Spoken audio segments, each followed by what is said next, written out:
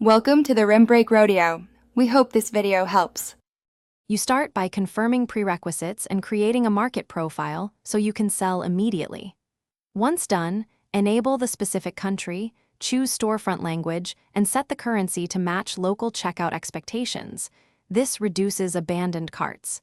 Make sure payment providers are attached and tax origin is configured so prices calculate correctly.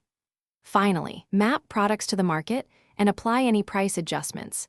These are the first actionable steps to see localized buying flow appear in minutes. Now you refine how the market behaves so conversion improves.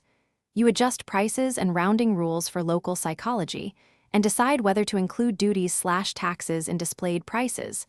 This prevents surprises at checkout. Next, translate product titles, descriptions, and checkout copy so customers understand offers. Then connect the right domain or subfolder and enable the sales channels used in that region. Once done, promotions and inventory sync across the market automatically for accurate messaging and fulfillment. You're ready to publish the market and validate the live experience. Run test orders from the target locale to confirm payment acceptance, taxes and duties calculations, shipping options, and confirmation emails.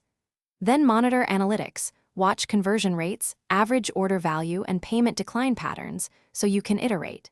If something breaks, check product-to-market mappings, currency precision and rounding, and payment provider logs. Often a misconfigured currency or missing tax region causes the issue, and fixing that restores smooth checkout flow.